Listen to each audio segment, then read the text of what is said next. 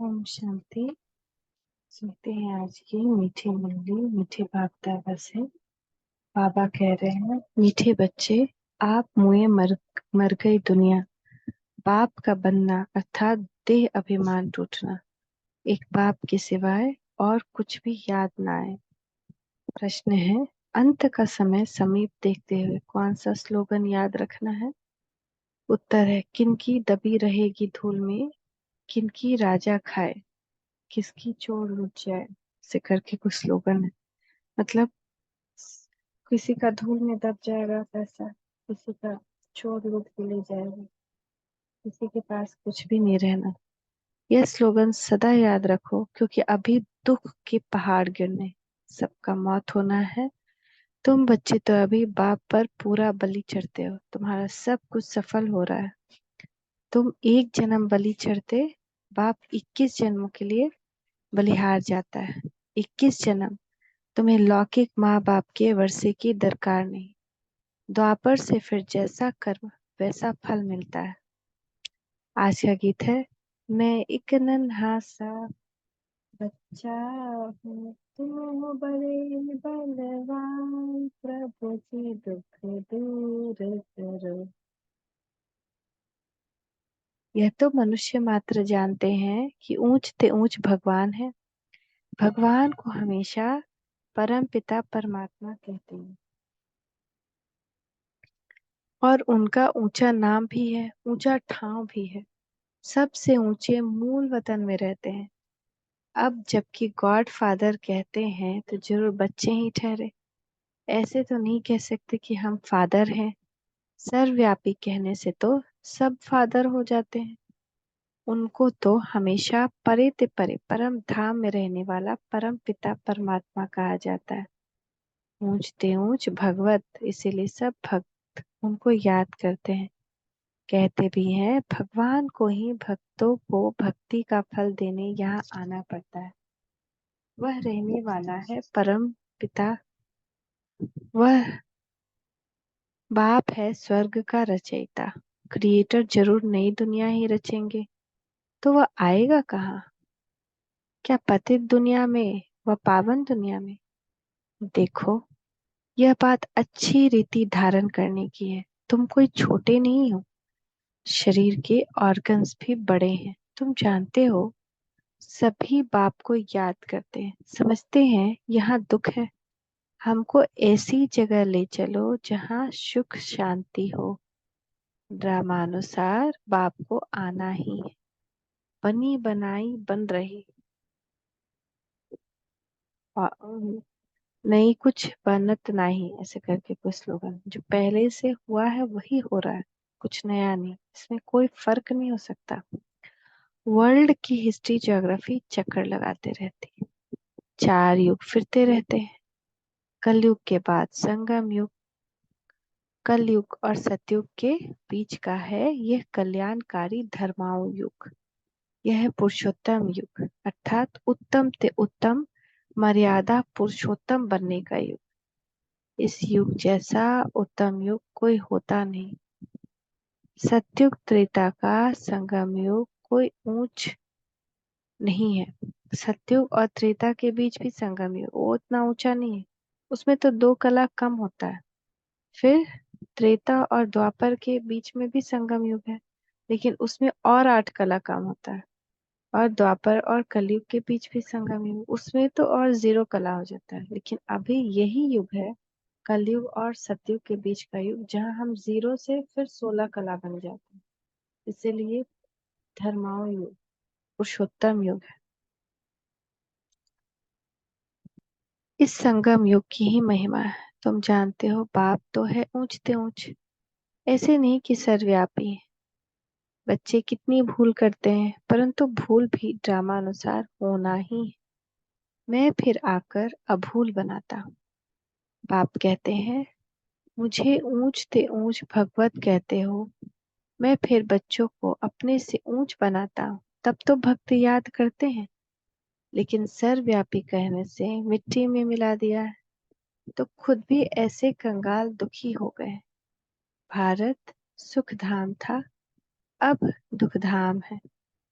अब बाप कहते हैं मैं तुमको अपने से भी ऊंच बनाता हूँ। मैं तो परम धाम ब्रह्मांड में रहता हूँ। तुम भी वहां रहते हो, फिर यहाँ आते हो पाठ बजाने। जानते हो, ब्राह्मण है ऊंच से ऊंच चोटी। अभी हम ब्राह्मण ऊंच चोटी 16 कला संपन्न बनते हैं, 36 गुण सर्वगुण संपन्न। इसलिए ब्राह्मण का फिजिकल में भी चोटी रखता हूँ, लेकिन अर्थ क्या है कि उच्च कोटि का, उच्च चोटी। ऊंचे से ऊंच शिव बाबा की निशानी क्या रखेंगे? वह तो एक स्टार है। जैसे आत्मा वैसे परमात्मा। चमकता है भ्रुकुटी के बीच में अजब सितारा। आत्मा का रूप है ही स्टार। यह बना बनाए ड्रामा है। इसमें सभी आत्माएं ब्रह्मांड निराकारी झाड़ में रहती है, जिसको निर्वाण धाम कहा जाता है। आत्माएं निराकारी दुनिया स्वीट होम से आती हैं। अभी तो दुखधाम है। कितने पार्टीशन है। सत्युग में कोई पार्टीशन नहीं था। भारत ही उच्च खंड था। बाबा को सत्य ट्रुथ कहा जाता है ना, सत्यम शिवम सुंदरम। वही सच है, वही सबसे सुंदर। सत्यम शिवम सुंदरम। बाबा कहते हैं सचखंड स्थापन करने आता हूँ तो जरूर नई दुनिया स्थापन कर। पुरानी दुनिया को मिटाना पड़े ना। अभी दुख के तो पहाड़ गिरने। किनकी दबी रहेगी धूल में, किनकी चोट लुट जाए। वह भी समझते हैं कि हम जो बॉम्ब्स बनाए, आपस में आंख दिखाते हैं तो आखिर खात्मा तो जरूर होना है ना। सब देश क्या कर रहे हैं, एक से एक बॉम्ब्स बना रहे हैं, तो किस लिए बना रहे हैं? परंतु पता नहीं कौन प्रेरक है जो ऐसी चीज बनवा रहे हैं। तो जो लोग बॉम्ब्स बनाते हैं ना, वो लोग भी कभी कभी ऐसा एक्सप्रेस करते हैं, पता नहीं हम लोग ऐसा बॉम्ब बना क्यों रहे हैं। तो हम लोग का मन कर रहा है ये बॉम्ब्स बनाए, तो कोई कहीं से प्रेरणा आ रही है। शंकर प्रेरणा देते हैं।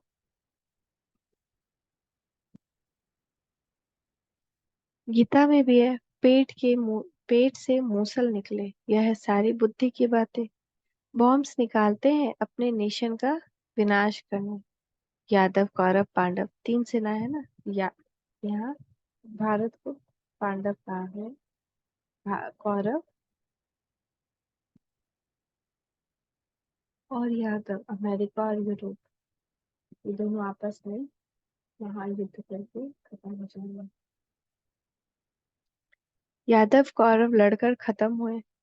बाकी कौरव पांडवों की कोई लड़ाई नहीं होती। तुम्हारी कोई युद्ध नहीं। तुम तो योग बल वाले राज ऋषि हो। सन्यासी है हठ योग ऋषि। यह शंकराचार्य या शिवाचार्य श्री कृष्ण आचार्य नहीं कहेंगे। अब वह नॉलेज ले रहा है फिर से श्री कृष्ण बनने के लिए। श्री कृष्ण की आत्मा ब्रह्मातन से फिर से नॉलेज ली, फिर से श्री कृष्ण बनने के लिए। वो भी बहुत प्रैक्टिस की। बच्चे जैसा प्रैक्टिस करते थे, कृष्ण जैसा चल चल के कैसा फील होता है, ताकि क्योंकि बुद्धि भूल जाती है, माया भटकाती है, माया भटकाती है।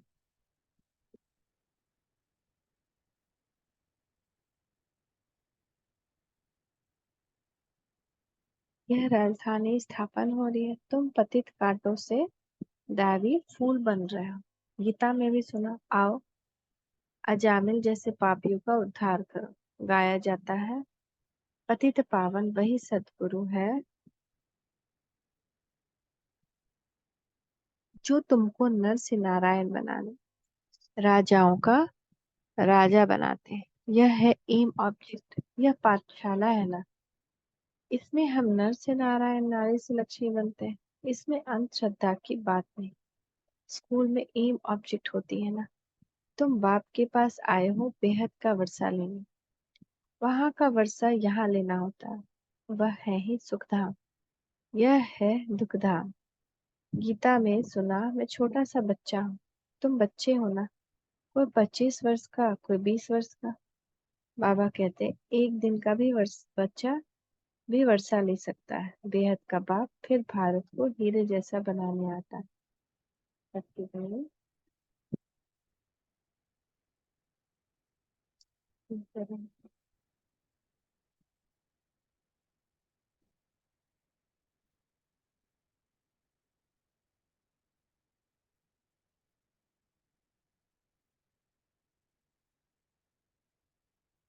कितने हीरे जवाहरों के महल थे, बात मत पूछो। फिर जब भक्ति शुरू होती है तो पतित राजाएं बैठ सोमनाथ जैसा मंदिर बनाते हैं। राजाओं के पास मंदिर होते हैं, आजकल तो बहुत ही मंदिर बनाते रहते हैं। सबसे मुख्य मंदिर किसने बनाया होगा? जो पूज्य से पुजारी बनते हैं, जो सबसे ज्यादा पूज्य हैं, वही सबसे पहले पुजारी बनते हैं। सबसे पहले भक्ति मार्ग में वही भक्ति भी शुरू करते हैं। अपने पहले कृष्ण ही विक्रमा कृष्ण ही वही राजा विक्रमादित्य बन करके पहला मंदिर बनाते हैं सोमनाथ। तो भक्ति मार्ग का पहला मंदिर है। आप ही पूज्य, आप ही पुजारी, यह महिमा परमपिता परमात्मा की नहीं, उनकी महिमा तो सबसे न्यारी है। हर एक मनुष्य की महिमा अलग अलग होती है। ऊंची से ऊंची महिमा है बाप की, जिससे तुम 21 जन्मों का वर्षा पाते हो। फिर द्वापर से लेकर तुम लौकिक बाप का बच्चा बन जैसे जैसे कर्म करते हो, ऐसा जन्म लेते हो। धन दान करने से एक जन्म, अल्पकाल सुख का वर्षा मिल जाता है। राजाएं भी तो रोगी बनते हैं ना। स्वर्ग में तुम रोगी नहीं बनते हो, तुम्हारी एवरेज 150 वर्ष की आयु रहती है। कितने हेल्दी रहते हो, बीमारी दुख आदि का नाम नहीं। शिव बाबा बच्चों के लिए सौगात ले आते हैं। इसको हथेली पर बहिष्ट कहा जाता है। पुरुषार्थ करना चाहिए, मेहनत करनी चाहिए। चाहे सूर्यवंशी बनो, चाहे चंद्रवंशी बनो, चाहे साहूकार प्रजा बनो, एम ऑब्जेक्ट तो है श्री कृष्ण जैसा बनना। बाकी श्री कृष्ण उवाच तो कभी नहीं हुआ, यह है भगवान उवाच। समझाया जाता है यह है रुद्र ज्ञान युग, राजस्व अर्थात स्वराज्य प्राप्त करने के लिए। शास्त्रों में तो बड़ी कहानी लिखती है।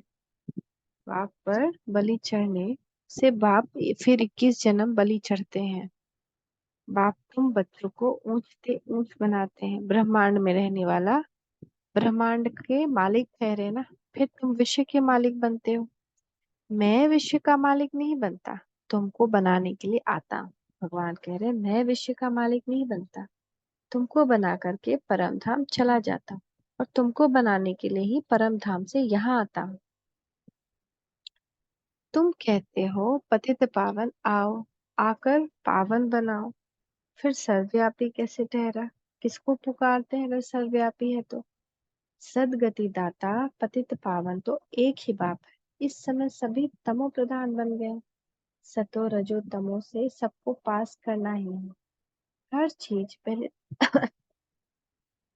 सतो प्रधान होती है, फिर तमो प्रधान बनती है। सत्युग में भी देवी देवताएं सतो प्रधान, फिर त्रेता में सतो राम राज्य क्षत्रिय, फिर रजो में वैश्य, तमो में शूद्र वर्ण भी है ना। विराट रूप में देवता क्षत्रिय वैश्य शूद्र दिखाते हैं, बाप और ब्राह्मण गुम कर देते हैं। तुम ब्राह्मण देवताओं से भी ऊंच हो, क्योंकि तुम भारत की उच्च सेवा करते हो। तुम हो श्रीमत पर श्रेष्ठ श्रेष्ठ, ऊंचते ऊंच भगवान की मत मिलती है, जिससे तुम श्री श्री लक्ष्मी नारायण बनते हो। श्री श्री शिव बाबा द्वारा फिर माया का प्रवेश होता है, तो तुम आसुरी बन पड़ते हो। कल्प कल्प बाबा ऐसे आकर समझाते हैं। बाबा ने ज्ञान का कलश तुम माताओं पर रखा है, मनुष्य से देवता बनाने। सन्यासी तो माताओं को नर्क का द्वार समझते हैं, निंदा करते हैं, फिर आकर उन्हीं माताओं से भीख मांगते हैं, तो फिर कर्जा चढ़ जाता है ना। इसीलिए पुनर्जन्म में भी गृहस्थियों के पास पुनर्जन्म फिर भी गृहस्थियों के पास लेकर फिर सन्यास करते हैं। पुनर्जन्म नहीं लेते तो इतने ढेर सन्यासी कहाँ से आते? भारत पवित्र था, संपूर्ण निर्विकारी दुनिया कहा जाता है। बरोबर देवताओं के आगे महिमा गाते हैं कि आप हो सर्वगुण संपन्न, मुझ निर्गुण में कोई गुण नाही। ऐसे हम लोग गाते हैं हर के सामने, जय जगदीश हरे, हनुमान राम सबकी यही आरती गाते हैं। फिर कहते अपने को कहते हो मैं निर्गुण हारे में कोई गुण नहीं, सर्वगुण संपन्न। यह शिव बाबा की महिमा नहीं है, वो तो गुणों का सागर है। वो सर्वगुण संपन्न, ये देवताओं की महिमा है। परंतु पूरा ज्ञान न होने के कारण राम सीता के आगे भी यह महिमा कर देते हैं, लेकिन राम सीता सर्वगुण संपन्न नहीं है, उनमें दो कला कम हो जाती है। कृष्ण और राधे, नारायण और लक्ष्मी सर्वगुण संपन्न बहुत पवित्र है, इसीलिए जब उनकी पूजा करते हैं दीपमाला में, तो 1 महीना पहले से ही साफ सफाई शुरू हो जाती है, पवित्रता हर जगह रखी जाती है। कार्तिक मास पूरा लहसुन प्याज खान पान हर चीज की पवित्रता रखी जाती है, क्योंकि वो बहुत पवित्र देवी देवता है। लेकिन राम सीता की यह महिमा कर देते हैं, पर राम सीता दो कला कम है, सर्वगुण संपन्न नहीं है, तो पूरा ज्ञान नहीं है। शिव जयंती मनाते हैं परंतु समझते कुछ भी नहीं है। तो बाप कहते हैं तुम्हारा अब ज्ञान का तीसरा नेत्र खुलता है। देवताओं को तीसरा नेत्र नहीं होता, देवताओं को ये ज्ञान ही नहीं होता। अभी जो ज्ञान उठाते हैं वो प्रारब्ध भोगते हैं। जैसे अभी कोई पढ़ाई करता है तो फिर कमाई करता है, कमाई का खाता है। तो ऐसे ही हम जो अभी पढ़ाई कर रहे हैं उस कमाई का देवता स्वरूप में खाते हैं।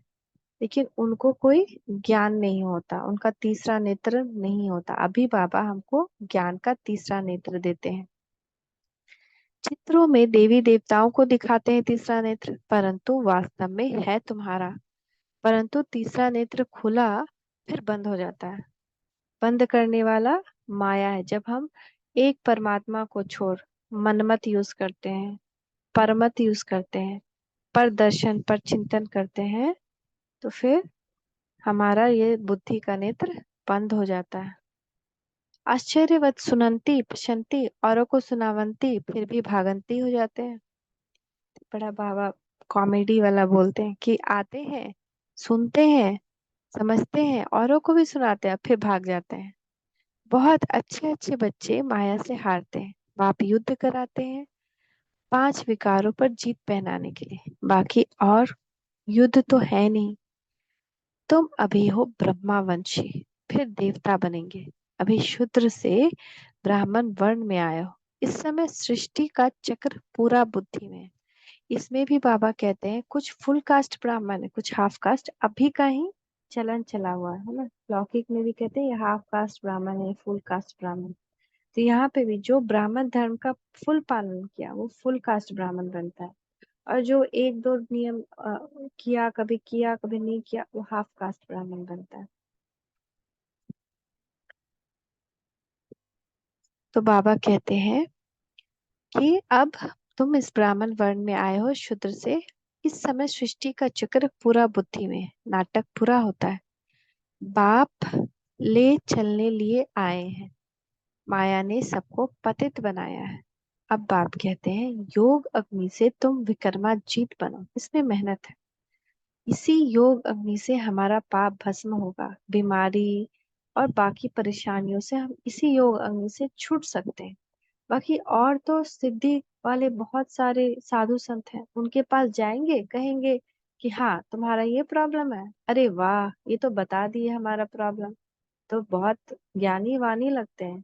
लेकिन उनको याद करने से कोई हमारा पाप खत्म नहीं होगा, वो तो एक बस खिलौना, एक ड्रामा हो गया। लेकिन एक परम पिता परमात्मा जो जन्म मरण से मुक्त है, जो परम धाम निवासी है, उन्हीं को याद करने से, उसी योग की अग्नि से हमारा पाप सारा बिकर विनाश होगा। और कुछ करना नहीं है, बाप को याद करना है। बाबा हम आपके थे, हमने आपको फिर सतयुग में भेजा, पुनर्जन्म सतयुग में लेते रहे, फिर त्रेता में आए तो पुनर्जन्म त्रेता में लिया। इसको भी बाप कहते हैं तुम अपने जन्मों को नहीं जानते हो, हम बताते हैं। मनुष्य 84 जन्म कैसे लेते हैं? 84 लाख की तो बात ही नहीं हो सकती। कल्प की आयु ही है 5000 वर्ष, तो 84 लाख वर्ष कैसे जन्म लेंगे? इन शास्त्रों ने तुम्हें घोर नींद में सुला दिया। ये इतना बड़ा ब्लंडर हो गया जिसके कारण आज भी कोई सोचता है कि अभी तो कलयुग को बहुत साल बाकी है, लाखों वर्ष बाकी है। जितने धर्म वाले लोग हैं वो समझते हैं कि अब कलयुग को तो बहुत साल बाकी है, इसीलिए बस पूजा पाठ किए जा रहे, ज्ञान से दूर भाग रहे। लेकिन जहां उनको आभास हुआ बाबा कहते हैं उस दिन तुम्हारे तरफ, तुम्हारे दरवाजे पे भीड़ लग जाएगी, सोने का तुमको मौका नहीं मिलेगा। तुम एक ब्राह्मण को 10-10 ब्राह्मणों की सेवा करनी है। इतने प्यासे लोग आएंगे तुम्हारे दरवाजे पे। वो दिन भी नजदीक आ रहा है। तो बाबा कहते हैं कि हम, इन शास्त्रों ने तुम्हें घोर नींद में सुला दिया था, अब बाप ने तुमको जगाया है। तुम जगा जाग कर बाप से वर्षा ले रहे हो। तुम छोटे बच्चे हो, यानी इस ज्ञान में हमको जितना दिन हुआ है उतना हमारा उम्र है इस ज्ञान का, बाबा के बच्चे बनने का। तो हमने अगर 1 साल पहले ज्ञान लिया तो बाबा के 1 साल के बच्चे बने। तो तुम छोटे बच्चे हो, कोई 3 मास का, कोई 4 मास का। तुम ईश्वर के बनते हो, फिर आप मरे, मर गई दुनिया। तो ये बाबा समझाने के लिए कहते हैं कि मान लेते हैं हम मर गए आज, तो हमारे लिए तो दुनिया खत्म हो गई। हमारी फिर दूसरी दुनिया मिलती है, दूसरा जन्म मिलता है। तो ऐसे ही जब हम ज्ञान से, बुद्धि से हम मर गए कि पुराने संस्कारों से, तो अब उससे छूट जाना, उसको भूल जाना। अब दैवी संस्कार धारण करना। तो आप मरे, मर गए दुनिया। बाबा का बनते हो तो देह अभिमान टूट जाता है। बाप कहते हैं शरीर में रहते हुए, गृहस्थ व्यवहार में रहते हुए कमल फूल समान रहो। जैसे कमल फूल पे कीचड़ नहीं लगता, ऐसे इसमें रहते हुए कहीं भी किसी की गंदगी ना लगे। इतना स्वच्छ बनना है कि मन में स्वतः ही दुआएं ही निकले। गलती से भी व्यर्थ चर्चा, व्यर्थ जो है एकदम ड्रेन कर देता है आत्मा का शक्ति, एकदम कमजोर हो जाता है। और जब कमजोर हो जाता है तो फिर हम समझ सकते भी खत्म हो जाती है कि हम क्या कर रहे हैं, अच्छा कर रहे हैं, बुरा कर रहे हैं। तो यही आज ज्यादा मनुष्य का सिचुएशन हो गया है कि उसको पता ही नहीं कि हम क्या कर रहे हैं, किससे कैसा व्यवहार कर रहे हैं, मेरा अपना कर्म अच्छा हो रहा है कि नहीं। तो ये महसूसता की शक्ति खत्म हो गई। इसी कारण हो, क्योंकि इतना व्यर्थ हो गया कि फिर वो शक्ति आत्मा में नहीं रही। बाबा कहते हैं कि सत्युग में तुम पवित्र संबंध में थे। वहां पे पवित्र संबंध था, मुख का प्यार था। इतना प्यार, इतना साथ, इतना सपोर्ट। अब अपवित्र गृहस्थ धर्म वाले बने हो। तुम देवी देवता धर्म वाले ही 84 जन्म लेते हो। भक्ति भी तुम शुरू करते हो, पूज्य से पुजारी भी तुम बनते हो। तो हम देवी देवता ही हैं जो पहले भक्ति शुरू करते हैं। इसीलिए हम, जो सबसे ज्यादा भक्ति करता है उसको सबसे पहले ज्ञान मिलता है। तो जो दादियाँ सबसे पहले आए वो सबसे पहली भक्तिन थी, जिनको कितने कितने साक्षात्कार हुए, स्वयं भगवान के सामने उनको रह करके ज्ञान मिलने का अवसर प्राप्त हुआ। तो वो भी अवसर चला गया। तो हम सब कम भक्त हैं, वो लोग ज्यादा भक्त थे। तो भक्त का फल ही है भक्ति का ये ज्ञान। पूज्य से पुजारी तुम बनते हो। पहले तुम अव्यभिचारी भक्ति की, यानी पहले हम शिव की भक्ति करते थे, पता था कि एक परम पिता परमात्मा। लेकिन जैसे जैसे विकार बढ़ता गया, मति गति हरती हो गई हमारी, तब तक देवी देवताओं की पूजा स्टार्ट की, फिर 5 भूतों की पूजा स्टार्ट की, पेड़ पौधों की पूजा स्टार्ट की, गाय की पूजा स्टार्ट। कामधेनु गाय को, सरस्वती को, दुर्गा को कहा जाता है। असली गाय में नहीं कि वो गाय में सारे देवी देवता है, वो गाय नहीं। वो गाय होती है कामधेनु, इनको कहा गया है। माता जगदम्बा को कहा गया है। वो कामधेनु है जो सबकी इच्छा पूरी करती है। लेकिन आज ऐसा हो गया है कि, है ना, कहते हैं राहु है तो डॉग है, और गाय है तो इतना सारा कुछ, ये सब क्रिएट होता गया एक जन्म से नहीं। कहीं कहीं एक फॉलो किया, दूसरा फॉलो किया, तीसरा फॉलो किया, वो ज्ञान ही लुप्त हो गया। तो अब अंधश्रद्धा से सब फॉलो करता है, रीजन पता नहीं कि क्यों कर रहे हैं, कैसे आया ये, क्यों इसको ये ऐसा मानते हैं। है ना, कौवा को जैसे कहते हैं कि कब पूर्वज को खिलाना है तो कौवा को खिलाओ। है ना, जिस वक्त क्या होता है, एक पूर्वज वाला कोई त्योहार आता है ना, श्राद्ध वाला कुछ महीना आता है, उसमें सब कौवा को खाना रखता है। कौवा को खाने से पूर्वज कैसे खा लेगा भाई। ये सब अंधश्रद्धा से चलता है। फिर तुमको बाप से वर्षा मिलना है। बाप को आना भी संगम युग पर होता है। युगे युगे कहने कहने से करके 4 युग कहो ना। फिर 24 अवतार, कछमत अवतार कैसे हो सकते हैं? ये सब कोई अवतार हुए नहीं है। गॉड इज वन, रचयिता भी एक है तो उसकी रचना भी एक है। अच्छा, मीठे मीठे सिक्के लदे बच्चों प्रति माता पिता बाप दादा का याद प्यार, गुड मॉर्निंग। रूहानी बाप की रूहानी बच्चों को नमस्ते। रूहानी बच्चों की रूहानी माता पिता बाप दादा को याद प्यार, गुड मॉर्निंग। नमस्ते बाबा, नमस्ते, शुक्रिया बाबा, शुक्रिया। धारणा के लिए मुख्य सार। स्वराज्य के लिए बाप पर बलि चढ़ना है। एम ऑब्जेक्ट सदा सामने रखनी है। पुरुषार्थ कर सूर्यवंशी बनना है। तो बलि चढ़ने पे भी कहानी है कि हम कैसे आज भी मंदिर में गाय बकरी ये सब की बलि चढ़ाते हैं ना। तो बलि किसकी चढ़ाते हैं? कट कट करके नहीं, एक बार में जो रो दिया जिसके आंसू, उसको फिर रिजेक्ट कर दिया जाता है। एक बार में झटकू। तो बाबा कहते हैं वो भी अभी का यादगार है। वो लोग बकरी को कर दिया, एक्चुअली बलि तुम चढ़ते हो अभी के वक्त। एक झटकू, एक बार में निश्चय बुद्धि हो गया और संपूर्ण समर्पित हो गए बाबा को। तो वो झटकू बलि कहते हैं, झटकू कर बनना है। लेकिन अभी क्या हो गया उसको, फिर बेचारे बकरी वकड़ी पे भगवान कहेंगे कि बकरी को काटो। तो कितना सारा मिथ्या चीज दुनिया में है। बाप से जो ज्ञान का तीसरा नेत्र मिलता है वह सदा खुला रहे, माया की प्रवेशता ना हो जाए, इसका पूरा ध्यान रखना है। योग अग्नि से विकर्मा जीत बनाए। जहां दुखी होने लगे किसी भी बात पे, समझिए माया आ रही है। उसी वक्त एकदम अलर्ट हो जाए, नहीं, हमको दुखी नहीं होना है। दुखी हुए, माया आई। हमको बिल्कुल भी दुखी नहीं होना है किसी के बात पे। तो जहां माया आई, फिर वहां कलेश शुरू, बहस शुरू, और वाद विवाद शुरू, या मन बहुत डिस्टर्ब ऐसा हो जाए, फिर बहुत व्यर्थ चलने लगता है।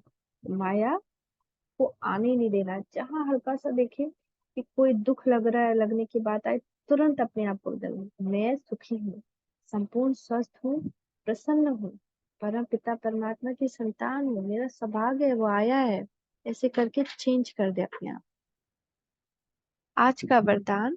सर्व संबंधों से बाप को अपना बनाकर एक रस रहने वाले नष्टो मोहा स्मृति स्वरूप भव। नष्टो मोहा स्मृति स्वरूप बनने के लिए सर्व संबंध से बाप को अपना बनाओ। बाप को ही भाई, बाप को ही बेटा, बाप को ही पति, बाप को ही बाप, गुरु, दोस्त, सारे संबंध का सुख उससे लेना है। क्योंकि अगर सारे संबंध का सुख नहीं लिया, कोई एक संबंध रह गया, तो लास्ट में बुद्धि उस लौकिक संबंध में अटक जाएगी। तो फिर क्या होगा? फिर हम यही अटक जाएंगे। जिसे शरीर प्राण नहीं छोड़ता है, क्यों नहीं छोड़ता है लास्ट में? क्योंकि उसका बुद्धि योग किसी एक संबंध में अटका हुआ होता है, और छूटे नहीं छूटता, एक जंजीर है वो, सोने का जंजीर उसको बाबा कहते हैं।